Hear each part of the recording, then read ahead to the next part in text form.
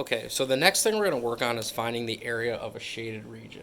When I look at this picture, the first thing I notice is I see two figures. I see a circle and I see a triangle. And I'm thinking to myself, okay, if the entire figure were shaded in, if all of this were colored in, I would have a circle. So I know I'm dealing with the area of a circle. I also know that when I take a look at this, the part that's punched out is a triangle. So in order to find the area of the shaded region, I'm going to first have to find the area of the entire figure, which is a circle. Then I'm going to have to find the area of the punched out part, which is a triangle, and then subtract them. So based on this drawing, really what I'm doing is I'm taking the area of the one figure, the larger figure, in this case the circle, and I'm subtracting the area of the smaller figure, and in this case the smaller figure happens to be a right triangle. So basically I'm working with two different shapes to find both of their areas. The circle has a radius of 12. It's been labeled for me, which means it has a diameter of 24, as a diameter is always twice as large as a radius. Then I use my formula. Area equals pi times radius squared. Now, if you don't have a blue calculator, you would do 3.14 times the radius squared, and you'd find an area of 452 for that circle.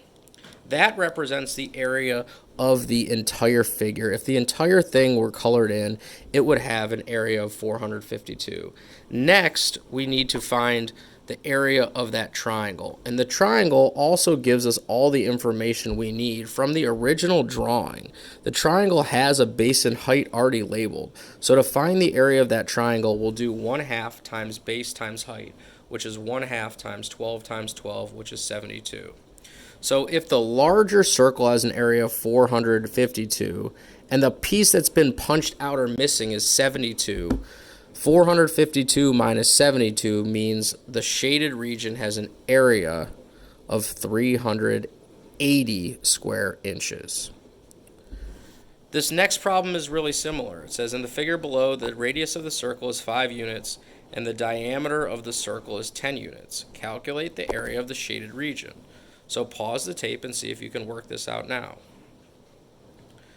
Okay, similar to the previous problem we did, this is made up of a circle and a triangle. Again, the circle happens to be the larger one. That might not always be the case. So the first thing we have to do is calculate the area of the circle. Area is pi times radius squared, so 3.14 times 5 squared, again because 5 is the radius, gives us an area of 78.5 of the circle. Now, if you weren't paying attention closely to the problem, you might say, how do I know the radius is 5? Well, it actually tells us what the radius is right in the problem.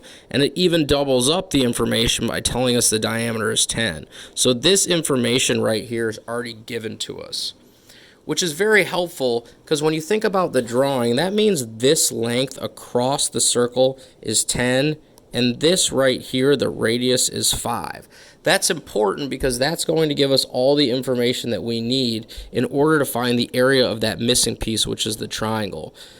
Because the formula for the area of a triangle is 1/2 times base times height, which means the base of the triangle is 10 and the height of the triangle is 5. So 1/2 times 10 times 5 gives us an area of 25. So to find the area of the shaded region, we take the area of the larger shape, which is 78.5, and we take away the area of the triangle, which is 25, and we find that the total area is 53.5 or 53.5 square units. All we did is we took the larger area and took away the piece that was punched out, in this case a right triangle. Okay, on your own, go ahead and pause the tape. Try this problem. Okay, right away when I look at this, I see some important stuff. This time I see that the larger shape, the outside shape, is actually a square. And I know it's a square because both sides are labeled 10 centimeters, which means all the way across, no matter where I draw that line, it must have that distance across being 10 centimeters. And that's important to this problem here because when I look at that circle on the inside, if I want to take the circle part first, I have all the information I need. That line across represents the diameter. So if the diameter of that circle is 10, that means the radius is 5. 3.14 times 5 squared means the circle has an area of 75. When I think about the area of that square, well, that's an easy one because area of a square or rectangle is length times width. So the area of the square is simply 10 times 10 or 100. Now, if the entire figure were shaded in, it would have an area of 100. But clearly there is a small piece only of this figure that's actually shaded. So our answer is going to make sense. If we had an area of 100 for the entire square and we're missing most of it, we're essentially missing 75 square centimeters. That leaves a shaded region of 25, depending on how you rounded it, square centimeters. Okay, here's your classwork for today. It's bit.ly/shadedwork. Complete numbers A1, B1, B2, B3, and B4. You can keep this on a separate paper, or you can email your final answers for these problems in to your teacher.